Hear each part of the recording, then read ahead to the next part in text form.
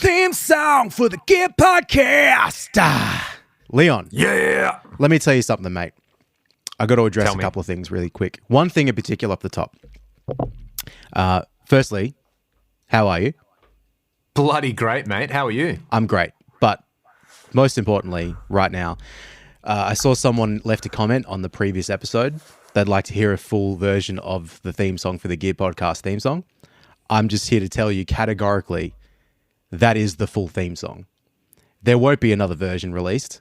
I'm really sorry, everybody, but that is just not going to happen. Not that I can't do it. I won't do it.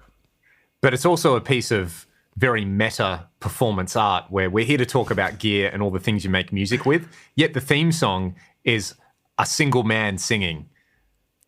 Well, yeah, not that you're a single man. You are very unavailable to anybody interested in that, but you are a unit.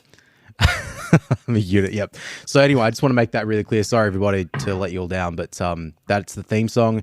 It is now, it will ever be. It's live. It's different every single time, ever so slightly. Just like, you know, you never copy your choruses when you're doing a music recording session. You just like record them every time because it sounds way better. Screw you if you do it the other way around. That's what happens. That's how it is. So moving on, Uncle Leon, you're doing good. I'm happy to hear that.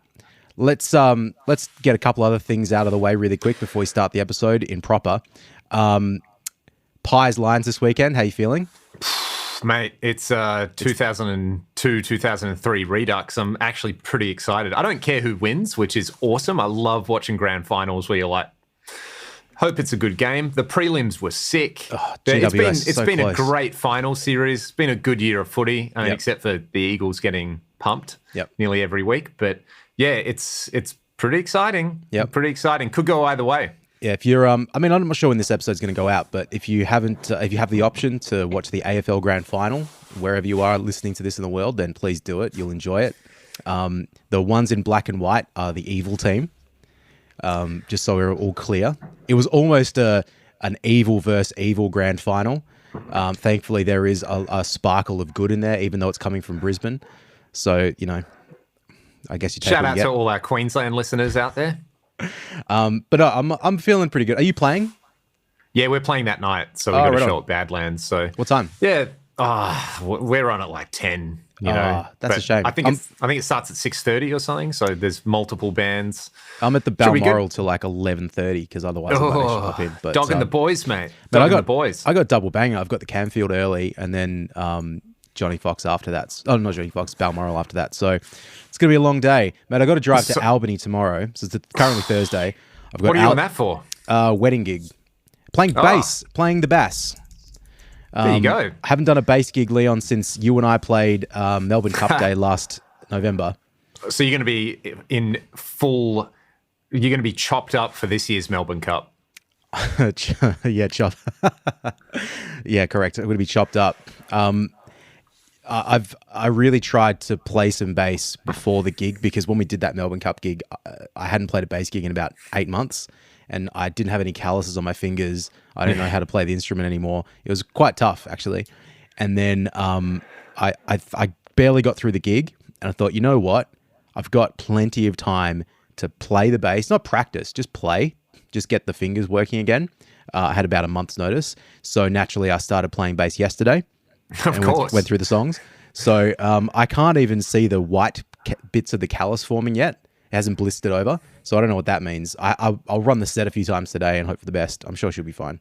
It means you just need to play bass with a pick, Troy, like a true bass connoisseur. Basically what you're saying is you're working hard to make a living. You're bringing shelter from the rain. You're a father's son left to carry on. Blue denim is in your veins. That's you. I'm just a working class man. Oh, you're just a working class man on a working class podcast. And well, almost on that note, mate, Uncle Leon, one more thing. What'd you do on Sunday, mate? You have a good time? What'd you do? Well, this was the big thing that I wanted to talk about. Once I've talked about this, I've said my piece. I'm just going to tune out. But mate, had some fantastic brisket. Some of the best. Did ya? Some of the best brisket I've ever eaten, Troy. And you know who cooked it? Who's that? Of course you know who cooked it, because you cooked it. Oh, it was me. Oh, no, it was good. Yeah, thanks for coming around. If I was you, I'd have high self-esteem after that. Felt pretty good about that one. You know, as always, a couple of things you try differently. I mean, the thing is, we're a couple of dudes in their mid-30s. Our podcast probably goes out to a bunch of dudes, plus or minus 20 years from how old we are right now. And if there's one thing I know is that we all love meat, and we all love cooking meat, and we all love talking about meat. So despite the tangents and how often that we go on those, or I go on those, I think this is all something we can all appreciate. So I'll just say really quickly, it turned out pretty well. The bark could have been a little better, but I got some handy tips from a friend of the pod, Richo. Should have wrapped it just a little bit later, just evaporated some of the extra moisture out of there, then wrapped him, and it might have been sweet. So next time, that's what I'll try. But no, it turned out pretty good. I ate so much meat, mate, for 2 days straight. Did you do some tacos the next day? Because I did some tacos and they were great. Under the advice of one Leon Todd, did some brisket tacos. They were very, very good. So good advice. We have reached peak. To quote Homer Simpson, I'm a white male aged 18 to 49. Everybody listens to me, no matter how dumb the suggestions. Like, in that age bracket, have a podcast. You know, have a hobby that takes over most of your life, and love cooking barbecue meats. Yep. I mean, the barbecue could be the hobby that takes over my life, and yours too, probably. It's a real fine line. I've got a Weber, which I love, but yeah, last weekend now, when it was sort of sunny and warm, and I fired up I cleaned the barbecue. That was the whole thing. That was very satisfying. Mm-hmm. And then I just cooked some stuff on it, and it was awesome. Like, I just like sitting out there in the dark next to burning charcoal. Yep. And just cooking some stuff. Yep. It's great. What else are you going to do with your time on Earth? Not much, mate. Well, we've got some, you and I, when it gets a little bit closer to summer, we'll have a couple barbies. I'll come up to the ranch and, you cook me something, I'll cook you something. I'll bring the kids up. They'll run around, And as they like to say, so let's do it. That's awesome. And there were a few other comments on the podcast last week that I did want to address. So I'm going to bring up the comment section, and then we're going to dive into today's topic, which is, guess what it's about? It's about gear. It's about new gear, because I feel like we're having this absolute glut of awesome stuff at the moment. Are you also feeling that? Man, I hadn't been to the studio for a few days because it's school holidays, long weekend, all that sort of stuff. Oh, I went to the Royal Show on Tuesday. I didn't even know it was on. Mate, it was awesome. Like, I hadn't taken the kids before. Yeah, it was really fun. But I had 4 days off, basically. And I don't think I had any gigs in that too. It was like a proper, like, nice... Well, that's why I cooked you some barbecue. So, I came to the studio yesterday and I sat down Wednesday morning ready to do some work, and then it's like, well, this has been released and that's been released. I'm like, well, what are all these YouTube videos coming out? I better spend like 2.5 hours watching these before I open Pro Tools. So yeah, exactly. Shout out to friend of the podcast, John Brown, as well, because I mean, I'll let you tell the story. We had John on the podcast talking about vintage 30s, and he has become the pontiff of V30s, mate. Yep.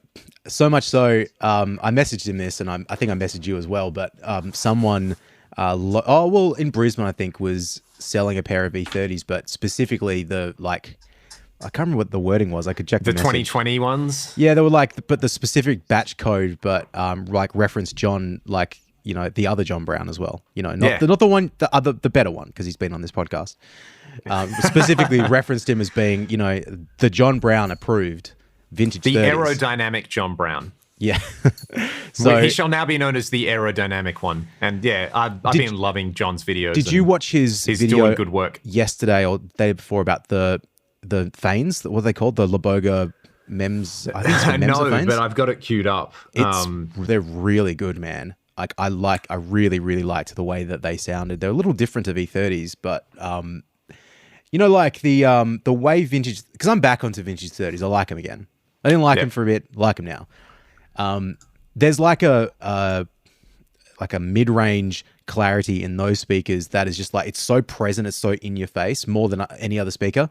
And I feel like those Fane, again, I think they're called MEMS or Mate, can you just shut that cat? I'm kidding. Imagine if I had a meltdown. Like, no, but yeah, the way those Fane things like sounded, it just like enhanced that mid range, just like brought it out. I mean, you know, Celestion is synonymous with guitar speakers, but you know, every person at some point goes EV in their life, and it's such a different thing, and you're like, whoa, I don't get it. Whoa, I get it. Fanes are, you know, they don't sound like them, but they are that other kind of classic speaker tone that's been around for a long time. I remember there was a far out, where was it? Maybe it was at Super Freak Studios or something. I went and caught up with friend of the podcast, Johnny C, Anarchy Audio, and there were 3 AC30s in there, a new reissue, an old one with blues, and a 70s one with Fanes, and the 70s ones with Fanes sounded insane. Right. It was so awesome, so heavy. Maybe that's why I had the association with, they make me think of EVs as well. Right. It's just the mass. So they're just I'd love to grab some at some point. Yeah, I've thought a couple of times about grabbing the Freyet cab, like the two, or I think the 4x12 and the 2x12 are literally a couple of $100 difference to buy them in Australia. Yeah. So you just probably buy the 4. But I mean, they're a bit expensive. Like for the cab, it's probably something I don't really. I've got, man, I just so bought, many cabs. Can you see the cab in the back corner there? I don't know if you can see it in the shot. I bought a new cab. Yeah, that's a Marshall SV 212 with V twin. Oh no, V. What are they called? V types in there. So it's like, man, that's another cab that makes like 9 or something now. It's probably a bit silly, but man, there's that pair of blackbacks that I'm still really tempted on. This, like, pretty affordable. They're really tempting me because I don't have anything vintage. Proper vintage, and I'd like to get that era, because you know, old mate Zen Amps, when you like. He was the one that, when I first heard blackbacks, I was like, that's something I need to investigate a bit further. So anyway. Oh yeah. Anyway. They sound so good in those Zen videos. But yeah, shout out to John Brown. There's a bunch of other stuff which is absolutely tangential to this. But yeah, so much cool stuff coming out, right? So where do you want to start? Where do you want to let's start with this big dog. For everyone who can see this, Friedman IRX, which I'm stoked I can finally talk about, because I've had this for at least a month. It's just a 2-channel BE preamp, but so here's the thing, like, you know, the Synergy module, I didn't really like the BE Synergy module. And the thing that I wish the Synergy modules had was, like, they've got a speaker emulated out, right? But it's like a kind of analog speaker sim. It actually sounds pretty good. Yeah. But if they had IR loading and a built-in power amp sim, they'd be an amazing direct solution. So that's basically what this does. 2-channel Friedman preamp, power amp sim, IR loading. The stock IRs sound really good. You can load your own in. It's got MIDI. It's got a USB editor. It sounds really, really good. It was an interesting thing when I got it. I was like, okay, this is either going to be, people are either going to love this and just froth it, or it'll get roasted, because it's like, well, it's a bit, is it a tube preamp? Is it a digital modeler? It can't make up its mind. But yeah, I mean, I put the video, at the time of recording this, it was last night, but yeah, really, really well received. And, you know, I don't know, man, like Dave just kind of knows what people want, and you play it and you're like, you just play an A chord immediately, no matter where you have the knobs, and it sounds good. Yeah. It seems pretty well thought out. Yeah, big time. This is not new now, but like, say the Tonex pedal, and that's a fully digital sort of thing. There's no effects loop on that, if I'm correct. Yep. And it's like, kind of makes it not impossible to use, but in terms of like how people want to run their signal chain, it makes it a little bit difficult to fully incorporate it. Where it's like, on that, it's like, great, you've just added in a couple of extra, like, MIDI as well. So, oh man, so yeah, because you know, you stick that on your board, right? The sort of person who puts this on a pedal board probably has some MIDI capable pedals. Yeah. So if you want something in the effects loop, you just put it in there and you save a preset that has the effects loop on. But then when you don't want it, you have another preset that has the effects loop off. That makes so much sense. And there's a foot switchable boost. So and you adjust the boost amount on the Yeah, side here, which that's is cool. kind I of like cool. that. So, and you've got a boost volume, so you can have more volume for the boost. So really, I guess you've got, and I talked about this in the video. It's like you have your cleaner channel, which can be set up to be crunchy with a boost on it, and then your dirtier channel with a boost on it. So it's like you use that for your like hard rock rhythm, that for more your like, let's say you're doing a cover gig, mate. Yeah, channel one's your Tom Petty songs channel and your Sweet Home Alabama, and you boost it for the solos. And channel two's everything else, and again you boost it for the solos. But yeah, the loop on there, MIDI. I don't know what tubes they're running in it, but yeah, it's basically just a BE preamp. The Michael Nielsen videos sound so good as well. Because of course it sounds so good. And they just, I mean, at time of recording, they've just done a tone talk with Mike, going through this pedal. So, and there's 3 IR slots per channel, and you select them on the unit with a little switch, which clever. is nice. So, the only thing I wish it had was there's presence and thump, sort of like power amp controls that you can only access from the editor. Yep. And there's no high or low cuts for the cab IRs, which I thought was weird. That'd be cool if they added that as a feature at some point. But you know what? That sort of thing you could quite easily do in a software update, right? And my thinking with it as well is, based on years and years of recording videos with modelers, when you mic a cab and you don't process it, some people who don't know anything about recorded guitar sounds prefer that sound because it sounds raw. Right. And, when you play live, you're going to high cut it and low cut it. You're going to do a bunch of stuff to it. So they'll hear that like raw thing and be like, yeah, it sounds more like an amp, versus I've got a modeler with parametric EQs and multi-band compressors and pitch detunes. I'm going to use all that stuff. I'm going to make my sound ready to go so it's plug and play live. And some people don't like that. So I think there is that aspect of like, we won't put the high and low cuts in and it'll just be raw like a mic'd amp, which, in a lot of situations, if you're mixing live sound or you're recording, you're going to do that stuff on the channel anyway. Yep. Yeah, I'd agree with that. So another big thing brain. we'll probably talk about later on, another pedal I did see had fully parametric, and I don't know. That gets a little dangerous to me. I don't want to leave that stuff as a recording engineer. I don't want to leave that stuff in the hands of a guitar player. All due respect to guitar players.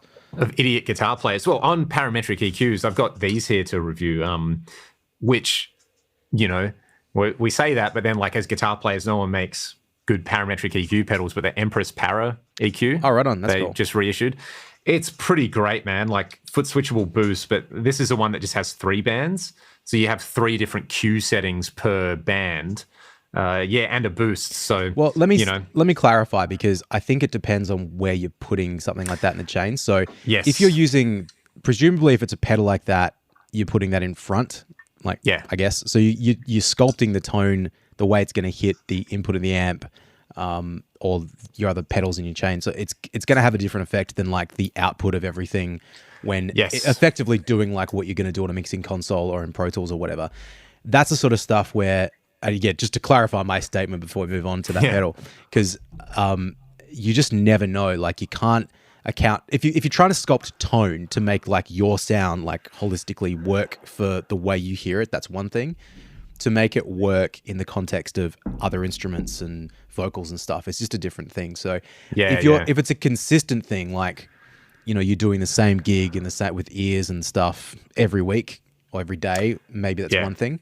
But I don't know. I'm not really that into that. Even though like the Wall of Sound plugin, the 2 Notes thing, it's got all that stuff built into it. It's like, I mean, could do, but you'll probably just use an EQ when you like afterwards when you're doing stuff with exactly. it. High low pass filters are different, and also quickly, Angus's tip. We talked about this before. The low pass filter, like way down at 5 kilohertz, which in a million years I never would have thought to do that, but I did that on my matchless setting at the moment, my HX Stomp, and on that one, man, huge difference, massive. It's great. Hey, like I've got it on the FM3 now, and it's like I think I had the low pass at 6,500 hertz or something, but just taking it all the way down, you're like, oh yeah, it's just taken off that like clicky stuff at the top that can get really annoying when you're really loud. Yeah, it's hard, man. It's hard to reconcile what sounds good and what you think you should do from years of experience. It's forgetting that with a lot of the digital technology and the modelers and stuff, man, it's a completely new world. Really, it's completely different. Yeah. So, you can do that. But coming from even the traditional, people mixing electric guitars, and of course you do this a million different ways, but you high pass or you low pass or whatever. Usually, if you read, how would you low pass a guitar, for example? 10 kilohertz, 8 kilohertz, never go more than that. It's like, well, better not do that if that's what. Right. For example, I'm fairly certain, and I don't want to get my information wrong, but the guys that did like the Paramore Riot album, there's like a huge amount of information on that, and I love those guitar cool. sounds. This is dating back 15 something years, so I would have read probably on the way they did their guitars, like high passed it at 80 hertz and low passed it at 8 kilohertz. I'm like, well, it sounds good on those amps, better do it.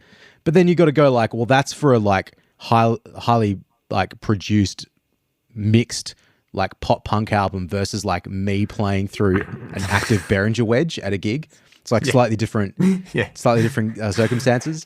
Playing through one speaker in a courtyard. It's very different, but as I said, it's hard to reconcile that.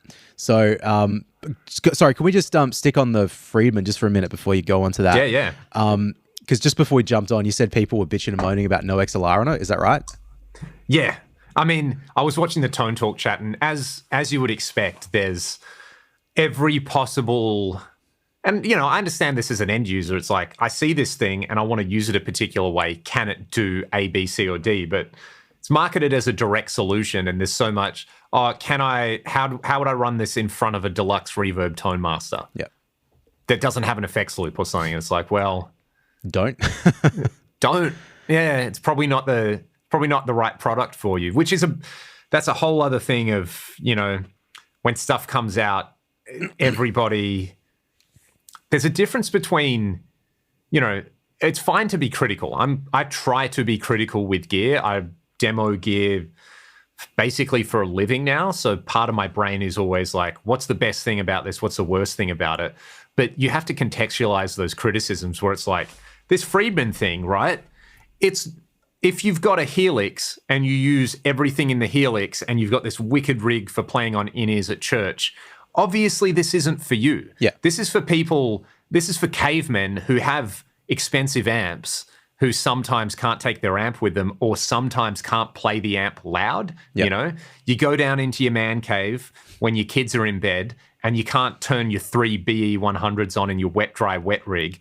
So you just plug headphones into this and the experience is very comparable and it sounds really good and you're happy, That's kind of the vibe. And it's made for a specific use case. It's not going to do everything. Yeah. Man, I just thought like that with an H9 or something, or H90 in the loop. Man, you'd basically... Troy, although, is that a stereo... What do you think I'm about to film a video with? Is it a stereo loop in or is it mono? Mono. Oh. So that's a shame. There's only a mono output for the direct out. But, okay. I imagine in a situation where you take that and gig with it, most people running sound most venues are going to have DI boxes. Yep.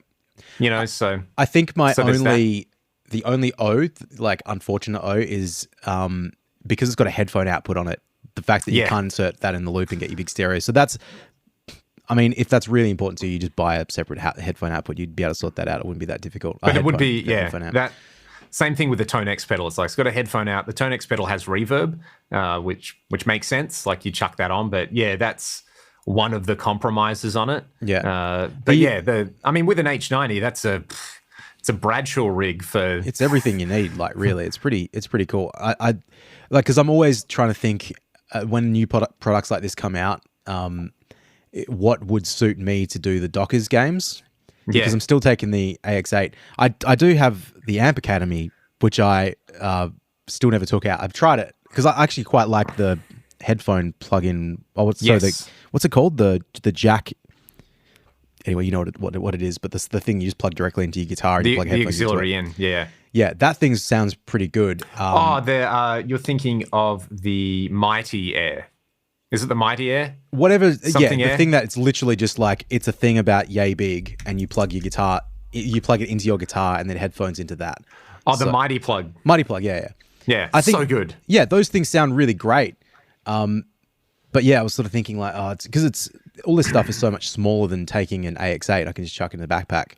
Is anything like that gonna suit me better? But I just haven't pulled the trick. Like, on the one hand, I like stuff. I like new things and new toys. But if something works and has worked consistently for a long time, I'm hesitant to change it. You know what, Troy? This has just percolated into my consciousness, and this is going to be the name of the episode. So much stuff out there. You know what they are? They're solutions in search of a problem. Yep. Yeah. Like, there is a lot of that. This is a solution for a problem for someone who doesn't want to use a modeler, and they like tubes and they like high-end amps. This is for you. Some other stuff out there. Sometimes you're like, yeah, what's okay? Outside of the tubes, like, 'cause I mean, that has real tubes in it, but what's probably the next most comparable product? Because like TC's got those new pedals. I guess they're a bit different still. They're like probably the boxes. 2 Notes. What is it? The Revolt? Oh yeah. I haven't tried those. I haven't really looked into them too hard, but they look pretty cool. Do they have tubes? Let's have a look. I think so. I'm pretty sure they do. Let's have a look in real time. Are you on OBS? Yeah. You could screen share. I am on OBS. I could screen share this, yeah, but then, You don't want people seeing your tabs, do you? I don't know, mate, the 3 tabs that I have open, because total tangent, but I am definitely a person who's like, if I have more than 2 tabs open, I get anxious. If I have more than like 2 unreplied emails in my inbox, I need to snooze them more. I love that feeling of an empty inbox. I have 21,981 unread emails. And this is these are the 2 types of people. Yeah. And this just goes to show that, the world is a complicated place and everybody should just get on, whether you're an empty inbox person or a 21,000 full inbox person. But yeah, probably the Revolts, which obviously have a few other sounds in them, but, like Friedman have built their brand on, you want this one great thing, here it is. So yeah, I mean, that, like, really appreciate that. I don't want to feel like I'm pumping anyone up too much, but I do appreciate the limitation in sound sometimes. I think you can do so much without having, I'm talking to Mr. Axifx over here, and I'm an Axifx user and a Helix user and all this sort of stuff, but you do get that like option paralysis, and sometimes you just just want to plug in and play guitar. So it is helpful.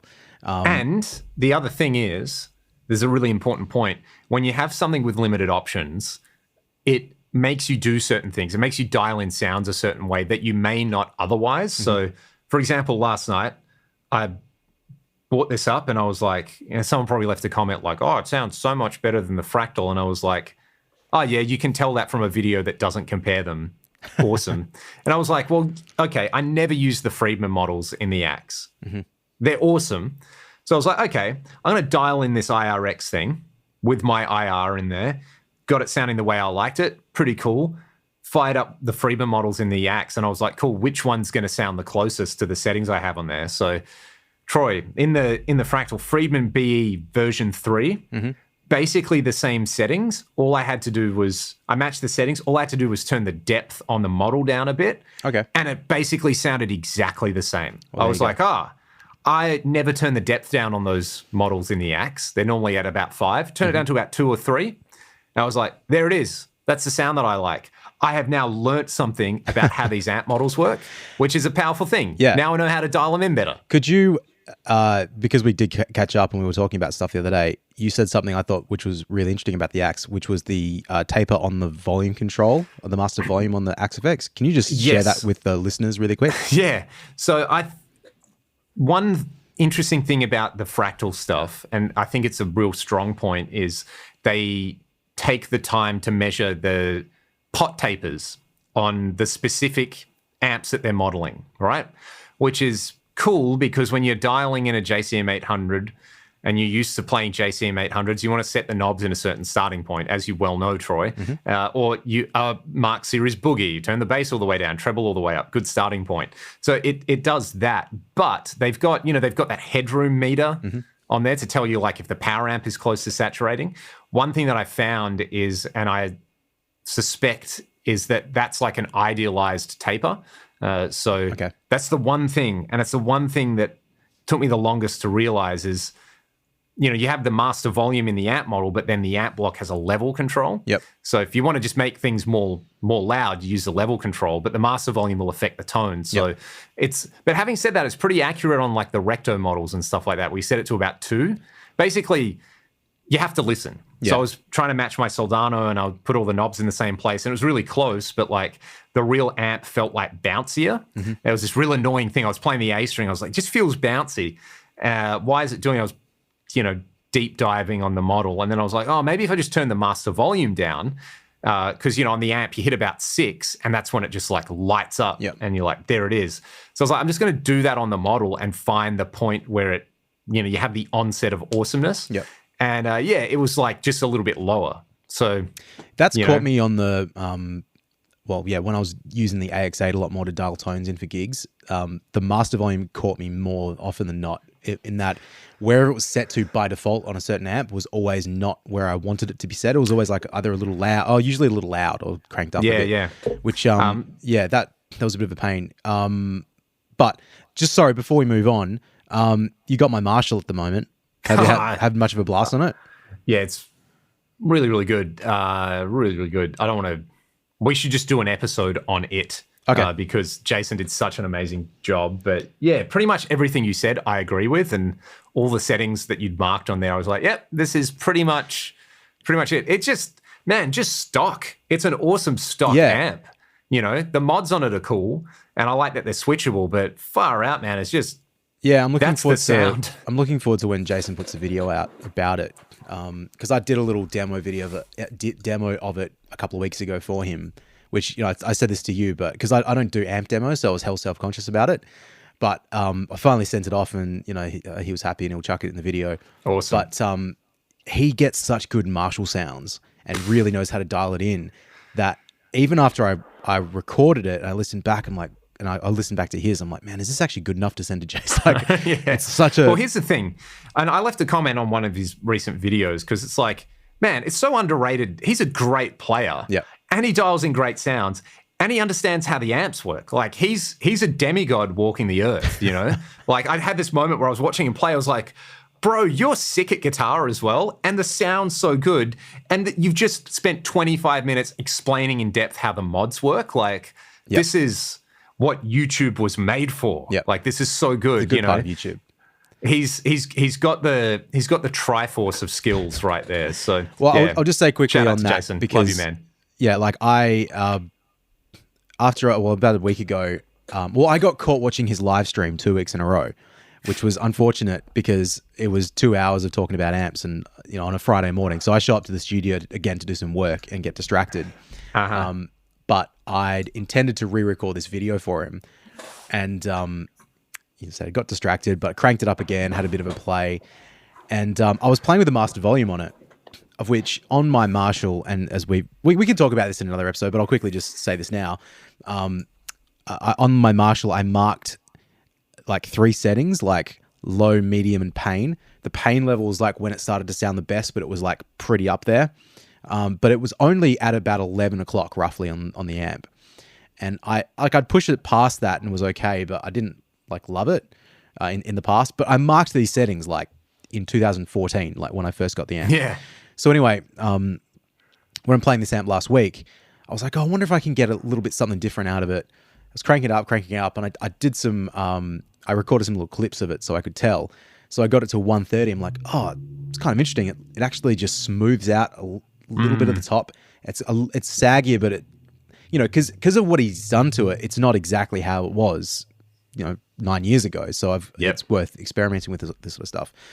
So I pushed it to 230. I pushed it to 330. Like I cranked it up quite a bit, and it did change a lot. And I quite liked it around maybe 2 o'clock on the master volume, but it was loud, man. It's probably too loud. And I went back to my normal positioning and still kind of like it there. But it was interesting. But anyway, cool. I said to Jace, like, I told him about this, and I ended up sending the original video anyway. But I was like, just out of interest, because I don't remember what he said about this on the channel. Where do you set the master volume on a Marshall? Like, where do you personally like it? He's like, 11 o'clock. I'm like, well, there you go. It's there you go. There's a reason these things are that we arrive at these similar conclusions, right? But yeah, look, we need to do an episode about that amp because it's so awesome. Yeah, we'll move on. Sorry, everybody. What was I talking about? Parrot EQ. Yeah, this is awesome. I've also got their distortion pedal, the Heavy Menace. Awesome. Man, distortion pedals are good now. You know, like that's all I can say. Like there's a 3-way gain switch and a foot switchable gate that's really good. Oh, wow. And you can set the mid frequency and it's like a 3-band active EQ, but there's also this weight control, so like a tight control, which, yeah, I mean, you can make it go chugga, chugga, chug, but you can also get the kind of like, one thing I really liked about like the Origin Revival Drive is like, you can kind of do like that saggy, Sabbathy thing with it. And yeah, the weight control in there. So that's, hopefully next week I'll have some videos up with these two and, you know, you run the parametric EQ before it or after it, vastly different results. The other thing which... Just quickly, before you get onto that Para EQ, is that the thing that Nielsen demoed a little while ago to get that like Nuno-esque... Because, you know, there was... I can't remember which pedal it was, but he did one where he was comparing... trying to get like a Nuno sound. You know how Nuno used the Furman? Yes. Or Michael Wagner used the Furman? He had the Master Effects EQ from Hell. So that's like the Furman style thing. I'm sure you can do similar things with this. Right. Yeah, so that's pretty... And yeah, the Heavy Menace is interesting. Like I'm not someone who uses a distortion pedal as part of my main rig, but I'm coming to appreciate that if you've got like a Fender amp and you want gain and you want it to do different things, like that's a legit thing. So yeah, it's really, really interesting having the mid control. I did a demo video for it's like a deluxe HM2 thing from Germany. So if I can pronounce the name, it's Lichtheim Audio from Germany. And I'm just going to refer to them as the guy who makes them, this guy, Dan. Man, they have some like sick stuff. And like lots of people are just doing HM2 clones, but it's like, okay, it's a HM2 clone. And then you've got parametric mids and you've got a presence control and you've got a gate and you've got an effects loop on it and you've got a modern mode on there. It's like... It's pretty amazing because the HM2 is a great fuzz. If you want to do like Pink Floyd stuff, it's a really cool, really, really cool fuzz. So yeah, that was playing around with that. Like you can get some just really good meaty crunch tones out of it and obviously do the chainsaw thing. And yeah, that was another really, really cool pedal. Yeah, so talking about a glut of good sounding things, I feel like, you know, just used to be like distortion pedals. They just kind of sounded crap, you know. They were fine if you wanted something that wasn't clean, but you were never super happy with them. It's like amp distortion was always better. Whereas now, you got stuff that's like, yeah, you can chuck this on your pedal board and it kind of works. Yeah, I don't hate distortion pedals, but it's not my thing. I don't get the same satisfaction out of playing them as I do playing with a distorted amp or whatever, a fairly overdriven amp. But, you know, it's not that they're bad. I just struggle to get this very specific, like it's a feel thing, I think. Yeah. It's the bounciness. Bounce. Do you say the bounce? Yeah, there you go. Yeah, so, the Revival Drive, I must say, is one pedal that, because they actually have, you know, it's got a load in it. So they've got a part of the circuit that's like the power amp part of the circuit, and then a little load, and you can disable it or enable it. But yeah, that's pretty cool. And the Heavy Menace is... Yeah, I'm pretty impressed as well. What else do I have to show you here, Troy? Show me. So I don't know if the video will be up with this, but got a Super Ego. Shout out to Warren. It does that thing really, really well. I went and caved and bought a V2 Dig as well because I sold you my Dig. Yeah, you did. And I love that pedal, and you love that pedal. It's awesome. But yeah, I was playing around with the Brig, which has MIDI on it. And you can save presets and a whole bunch of stuff. And yeah, I was just like, I think the Dig's my favorite delay pedal. Right. Oh, mate, you should have said that. You could have, you know, I don't use it all the time. So. Man, it's like. It's in the toy library. It's on my board, actually. Having presets on it is a bonus. So I've like, there's 4 or 5 sounds I really like from it. Like there's but it doesn't sound like the original Leon. Oh, well, Troy, we'll have to do a comparison. We'll have to... minutely shoot it out. Let's do a comparison, mate. We'll just whip them out. One is slightly more pink than the other, the end. Speaking of Strymon, though, they put out a Univibe. Nice. It's That's the very cool. ultraviolet. I really like this small form factor they're doing. I've tried all of them now because I came out with the Cloudburst, and one of my students, shout out to Stuart, who is over east. He was like, "Oh, hey, I'm coming to WA for a holiday. I'm going to send you my Cloudburst, and I'll just pick it up from you when I'm in town."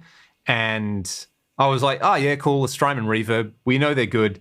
But yeah, that thing legitimately does something that no other like shimmery reverb thing does. I think it must be using resynthesis or something because Like different to the like Big Sky, you mean, or just like that? yeah, it's not a traditional shimmer. It sounds like there's a synth engine happening, kind of like the Super Ego where it samples your sound and resynthesizes it. I don't know what they're doing with it, but yeah, it's really, that's a really cool pedal, and it's so small. And then with this, I was like, oh, who cares about this form factor with a Univibe, but it's stereo in and out. So, yeah, you're not going to I think it's dual mono, but it's not going to wreck your stereo image if you want to run it anywhere on the board. And it's got chorus and vibrato, but there's like a blend mode on there, which is more subtle, and there's a bias switch. So do you know what a Univibe is and what's special about it? I don't think so. Tell me. It's a phaser. Okay. It's a four-stage phaser, but it uses photocells. So, So an opto. Yeah. Right. So, and obviously because of the way light works, the swing in the LFO, like the LFO swings in a particular way, but then you get like lag as it sort of the photocells power up and power down. So yeah, you just end up with like a kind of unique waveform. I don't know, it sounds lumpy, but it sounds like they've replicated that very, very well. There's a few other Univibe style things. I actually can't talk about at the moment because they're not released. But I think this month on my channel is just going to be like Univibe month. Yeah, nice. There's a few plugins I've been checking out that do it pretty well, and some more hardware stuff. So yeah, that's pretty sick. You should draw a little like color in between your eyebrows as well. Just unibrow, Univibe. Yeah, there you go. Unimonth. Hey, Just if for I one had month a of the year. signature Univibe pedal, it would be called the Unibrow. Did you ever pluck your eyebrows like in the middle? Do you get hairy eyebrows like in there? Mate, I am a caterpillar incarnate when it comes there. Like I'm constantly doing it. Yeah, right. You may or may not remember, but I shaved my eyebrows at university. Of course I remember, Leon. Of course. Yeah, that was... Wait, did you shave them off completely? You just went like, you put lines in there. Which one was it? I put lines in there, but at one stage I shaved them off. Yep. Good on you, mate. That, so yeah, there's a photo. There's a photo that exists on the internet of me with like ching, ching, ching, ching, ching. Yeah. Do you know what's funny is like, there's probably not a lot of people that have seen you without a beard. Yeah. My wife hadn't seen me without a beard for the first couple of years we were it was after we got married. It was her birthday in 2016 when I just woke up in the morning and I was like, oh, I'm going to shave my beard. That'll be funny. And she laughed so hard she cried. Yep. And then you got divorced. And that's the last time. Also, you asked about this and you haven't seen it. And I haven't I need to do an in-depth video with this, but this is back and it's all new and improved and slick. I thought that's what it was, but is that your logo on the back of it? It is. That's yeah. Awesome. That was, I got a really, really lovely letter from them as well. And that was kind of a surprise. So I won't talk too much about it. I'll talk about it in the specific videos, but it's got humbuckers, which I liked the mini hums before, but full-size humbuckers I'm really digging. And it's got the freeway, so it's a 6-way. Like you have your traditional Les Paul on one, and then you've got another 3 positions up here. So yeah, and this thing is insane. And it's got those Luminlay side dots. Oh, cool. So yeah, talk about that more in a little bit, but that's exciting. Really, really impressive, man. I'm like when they sent me that guitar, it was the 3rd one they had ever made. Oh, right. And it was really, really good. And then basically we were chatting. It was kind of like, they were like, we've changed some things about how we make the guitars. Like, send it back and we're going to we'll bring it up to current specs. So yeah, it's like the fretwork on it, man, it's crazy. Is it fully carbon fiber? So it's Yeah, there's no wood on this now, so the fretboard's Richlite as well. Okay. Yeah, and it's like stainless frets. It's a space shuttle guitar. Yep. Nice. So we're going up to Barrow Island at the end of October. So I'm just I'm gonna put that in a soft bag and fly with it because it's fine. It's not gonna move. You know, it's probably not gonna break either. So that's gonna become the kind of the probably the main like fly dates. You know, whenever we do East Coast and regional stuff here. So pretty excited about that. I feel like I have just gone through. Oh, this is cool. So this isn't new. It's new to me, but shout out to Rack Daddy Brian Hook for sending this over. It's so awesome. MIDI remote controller for the PCM70, and it's really cool because having rack gear with small menus is really annoying to use. On that, you just like the old the Larks or whatever they had for the 224s. I'm surprised there isn't a software editor for that, like a browser-based one. I feel like there is. Did you try that one for the ADA? Because there is one. Yeah, it's okay. Yeah, it didn't work all the time, but when it worked, it was fine. It was kind of cool. Yeah, I like that people have, like, just nerds are just doing it because people care, man. Yeah. I was chatting to somebody about the ADA chorus and putting it into pedal form, and I was like, you need to talk to Marshall JMP. Oh, yep. So the man, the myth, the legend. They're probably not listening to this, but anyone who used to be on ADA Depot, still the nicest place on the internet. Yeah, we should try and get them on the show. I will say that'd be really cool. There was to go back a little bit in our conversation. I remember there was a thread on ADA Depot that I read like, over 15 years ago. Let's just say it's probably, but the user on there had dialed in their ADA settings according to what it sounds like when it's mic'd up with an SM57. Oh wow! Which I thought was like really weird and kind of interesting. And their reasoning being that when it's mic'd up at a gig, it's going to sound awesome without having to do any work. Yeah, that's very clever. I sort of also don't agree with the methodology of it because if you're standing on stage, I mean, you dial in the amp to sound the best through your cabinet and your speaker and where you're standing. Like there has to be a compromise for all of those things. Like listening to Jason's live stream, and they're talking about Nuno's guitar sound and how like he sets the DSL. Shh. I'm talking. Yeah.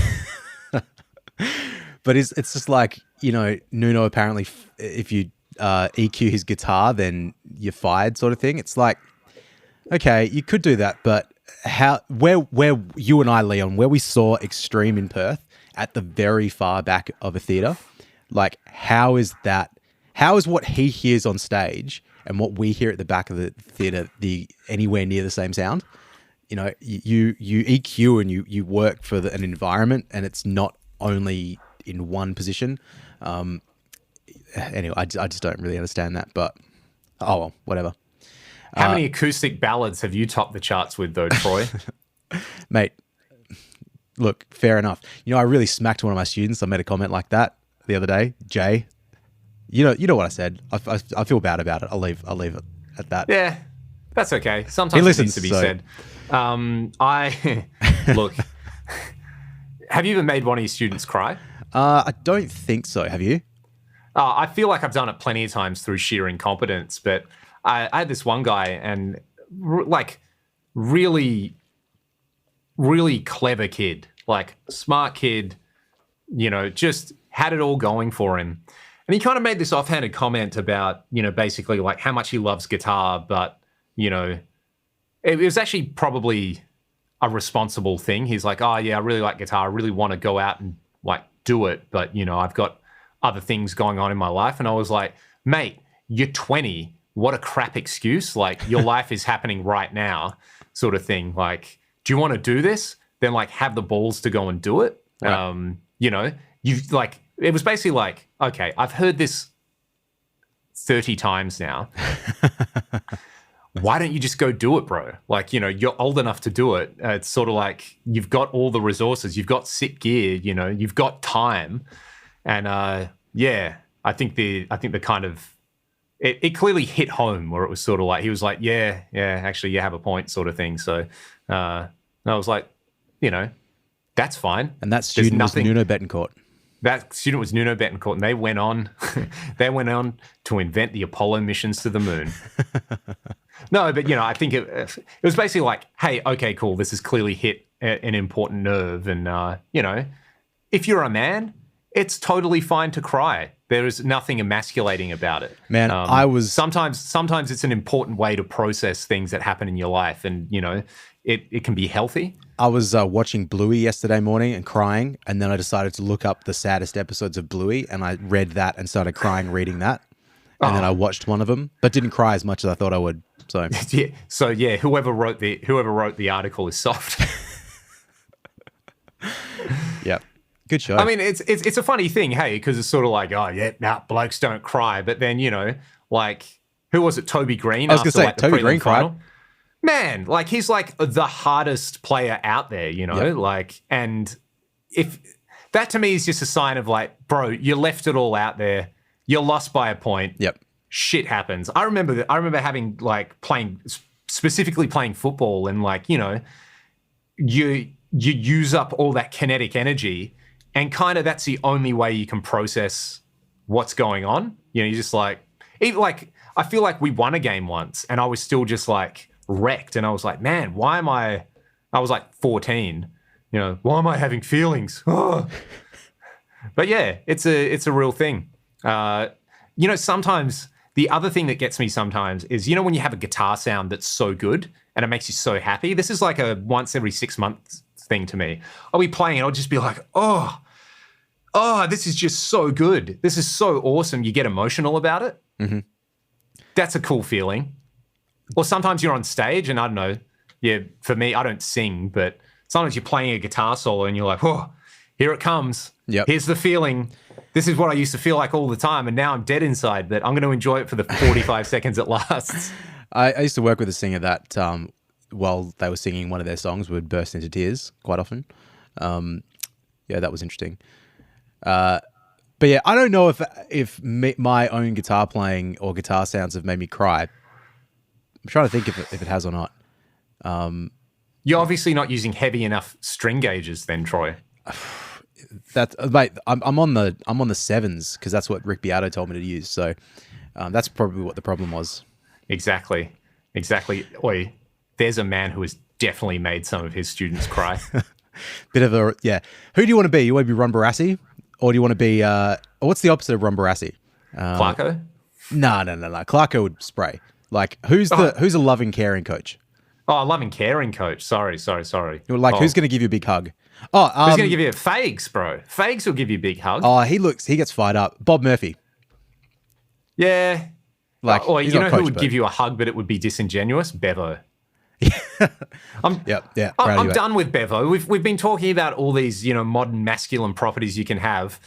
He's someone who gets a bit too sentimental. It's like, it's fine. It's fine to look out for your players, Bevo, but don't talk about Che Guevara in the preseason like you like upper middle class sports person, like that's the CTE kicking in.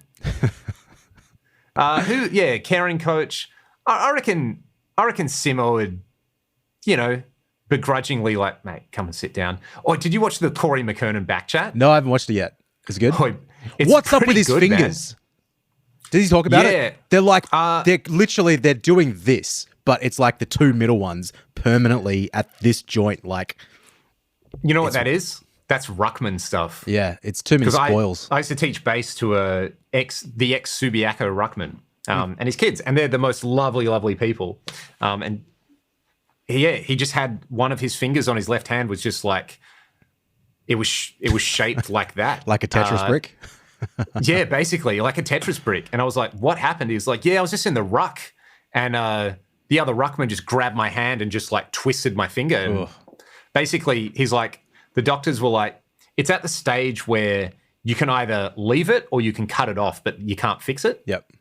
And he's like, would rather still have the finger. Just, I'll just say it, like, sorry everybody who doesn't care about AFL, but Leon, do you want to just tell everybody Daniel Chick and his finger? Oh, oh. You've got a better memory for this, so I'll just throw it to you if you want to tell the story. I'm going to make sure. So, for anyone unfamiliar with AFL, West Coast the best Eagles sport in all of the world, worth watching. Grand final this weekend. So what happened here?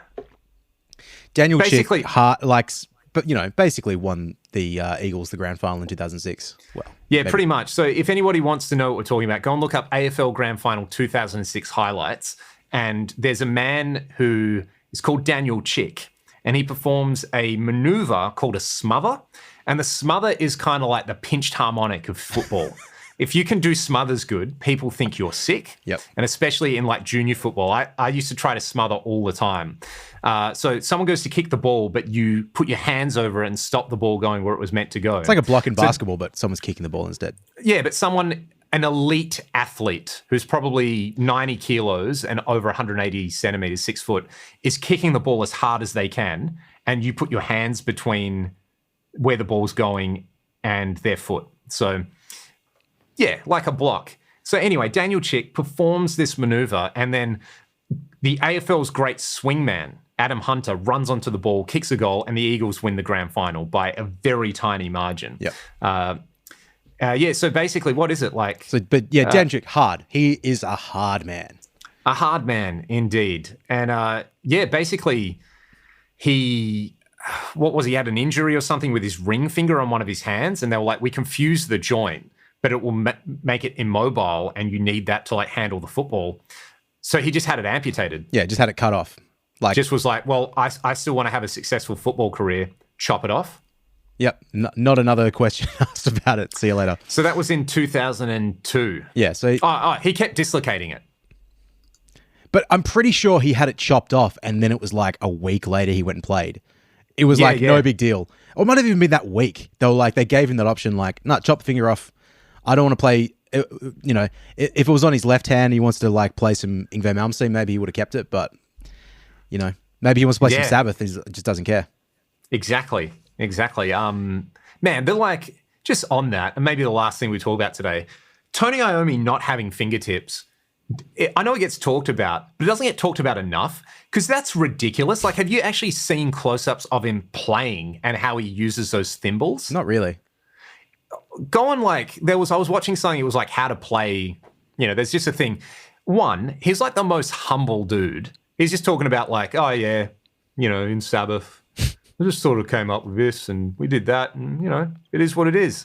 But you're like, yeah, you're just redefining how electric guitar works. But yeah, man, it was those middle fingers on there. So it's like when he bends, some bends he does with different fingers, but it's like, yeah, he like, the way they're taped onto his hands kind of doesn't look very comfortable. Right. So I think he's just played through over 50 years of like compromising with it, yet, It was like, I saw a picture of that Indian guy that's had his like arm up in the air for like 70 or 80 or 90 years or something like that. Yeah. And it just looks like a bone and his hands all mangled. So, I mean, he's not in any discomfort now because that's his entire life. So yeah, Iommi's the same. So he was 17. He lost the tips of his middle and ring fingers on his right hand, which he plays with, in a sheet metal factory. Oh, that's horrific, man. And like then he just. So what did he do? He should have played right-handed, like played normal. Like that would have been so much easier.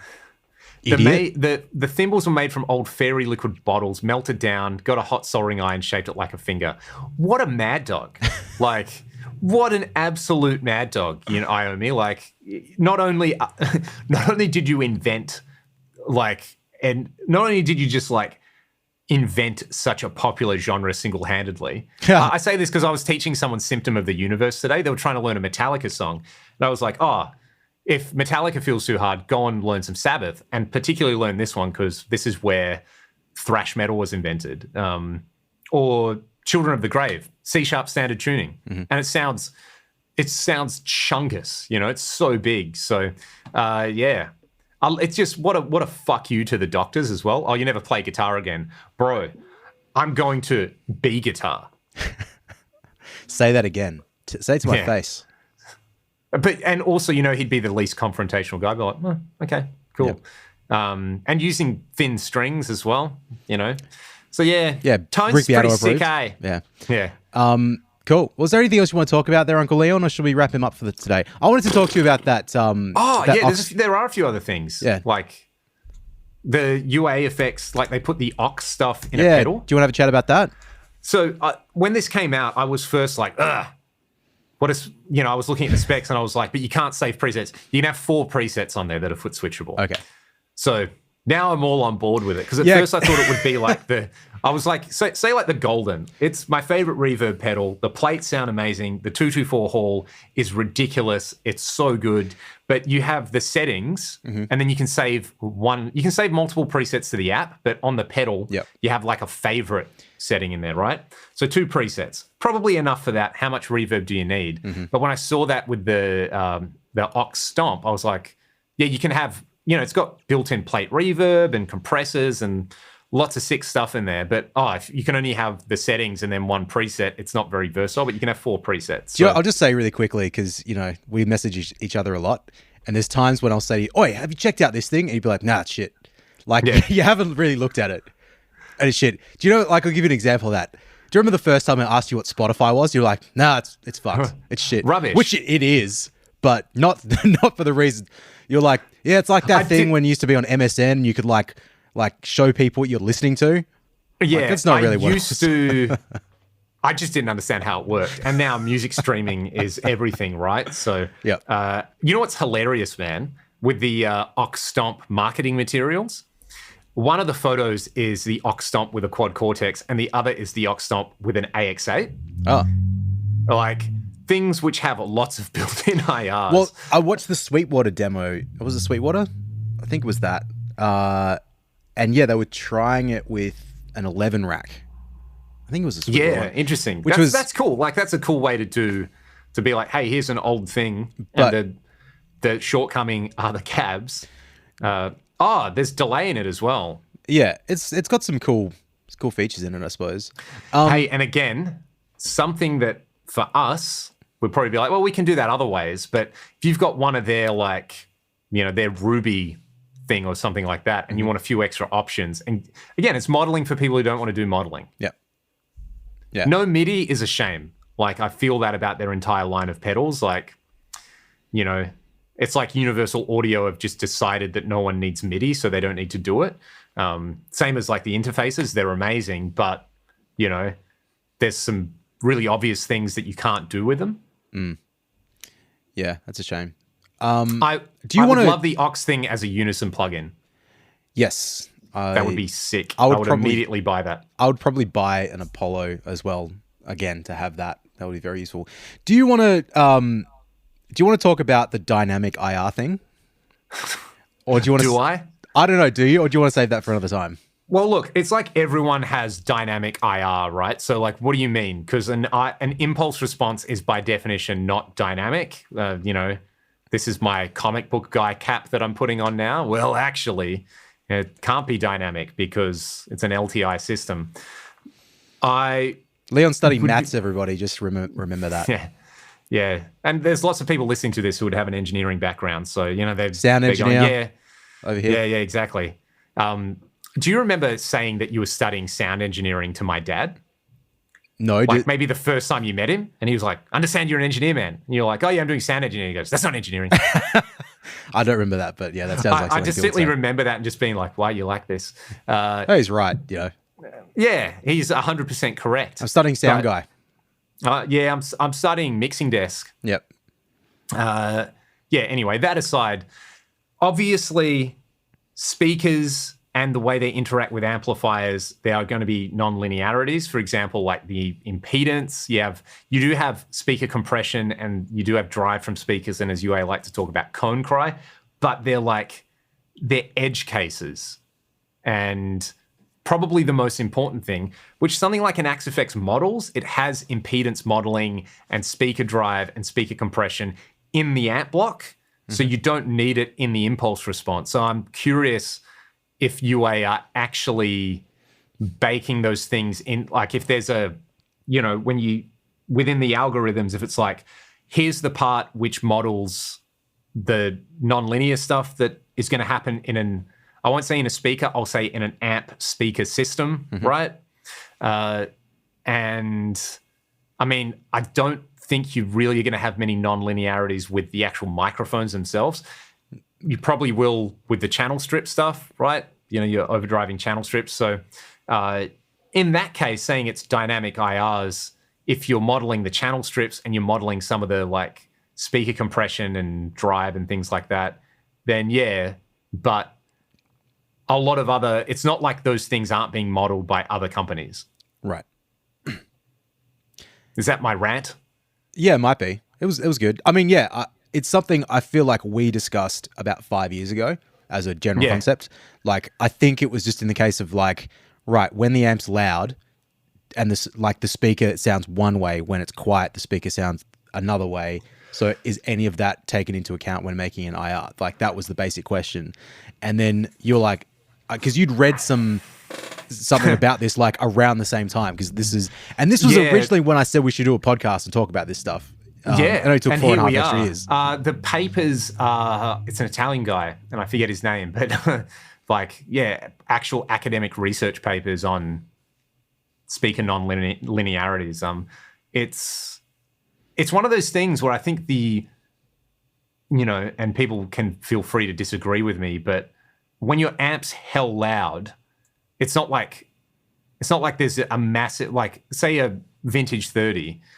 Maybe friend of the channel, John Brown, can do some tests and see if this is a thing. But the difference in the way the speaker responds throughout the majority of its operational range, if you were to shoot an IR of that, it actually isn't going to change that much.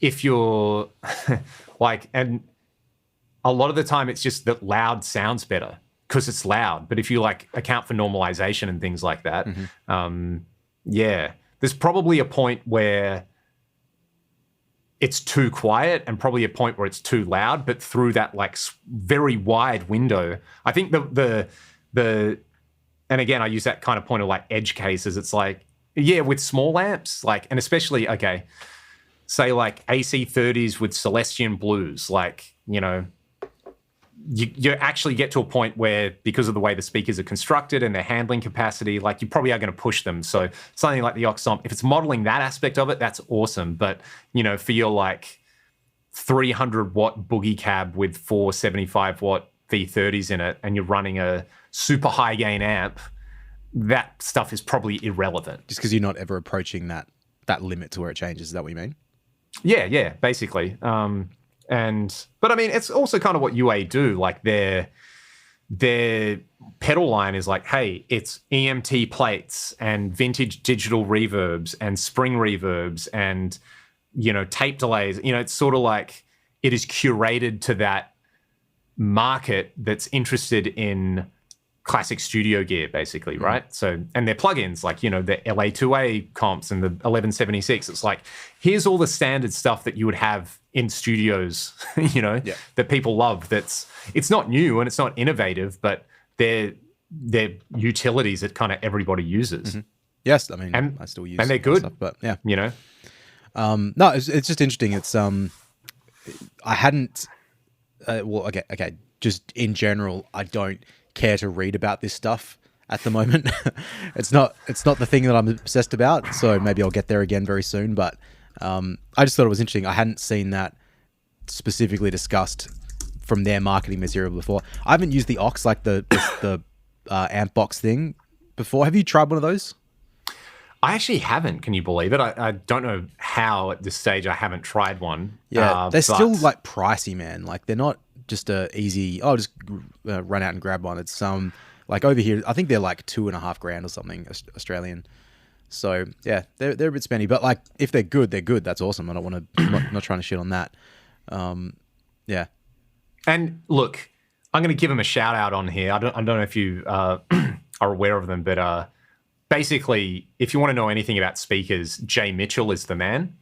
Jay designed the Atomic CLR, and Jay is like a mythical creature that comes out on threads about IRs and speakers, and is just, you know, like sometimes on like a forum, you're like, someone will sort of be like, oh yeah, nah, you're wrong. Jay's just like, it's constant mic drops with Jay. I love reading a thread that goes full Jay Mitchell. Yep.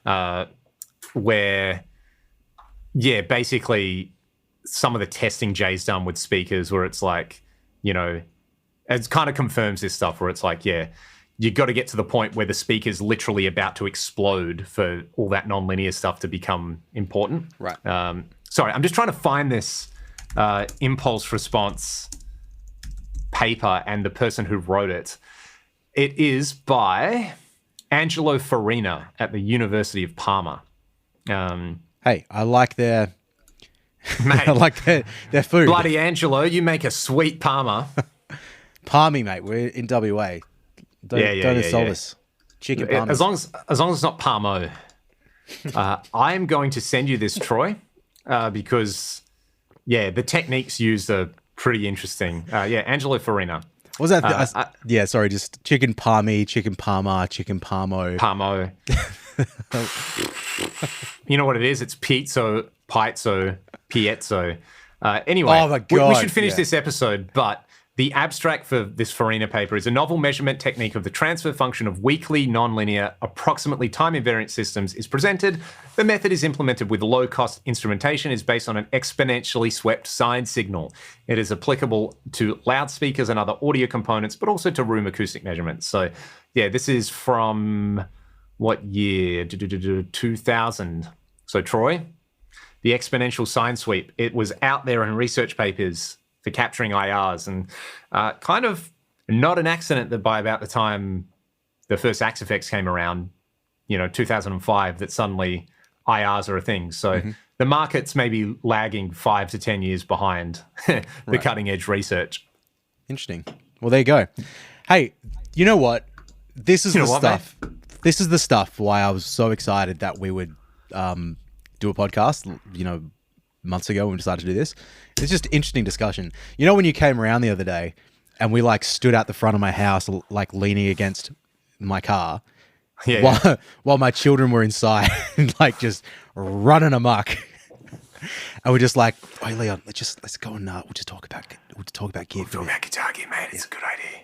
So yeah, it's good. I don't feel guilty about doing this, whereas I feel guilty about not parenting. So hey, this is work, mate. We're working hard. We're working class men. Everybody, go and listen to Working Class Man by Jimmy Barnes, and just stare silently into space while you do so. I've got to finally learn Kaysan for this gig tomorrow as well. I reckon I've probably played it a few times, but I just always cook it. That is all for today's episode of the podcast. If you want to catch some extra chat, you can sign up I'll chuck it up on my Patreon or somewhere like that where you can have a good old chuckle. And what are you up to this weekend, Troy? You playing? I've got Albany tomorrow, and then I've got 2 gigs on Saturday, and then Sunday off, and then back to teaching on Monday, I believe. So far out. Yeah, it's pretty busy. Pretty much from now to the end of the year is quite busy, which is very nice because when I'm busy, I have money, and when I have money, I can buy toys. So you can buy briskets. I can buy briskets. That stuff's not cheap, man, but worth it. Worth it for the. And you know what I bought last week was I bought a little toaster oven to hold the brisket at approximately 150 degrees Fahrenheit overnight. Didn't burn the house down as well. That was very good. Always a bonus. Yeah, but what about you, mate? So what do you got this weekend? Hen Friday, and then we've got a ragdoll show at Badlands on Saturdays. So aside from that, I'm like. Like I said, there's a glut of gear coming out. I got a lot of demo videos to do over the next couple of weeks. So, it's good. Keeps me busy. Keeps me trying to make sure I can actually play the guitar. And nice. We'll do some more of these as well. So, thank you to everybody who's tuned in. This was a fun episode, and we'll see you on the next one. Bye.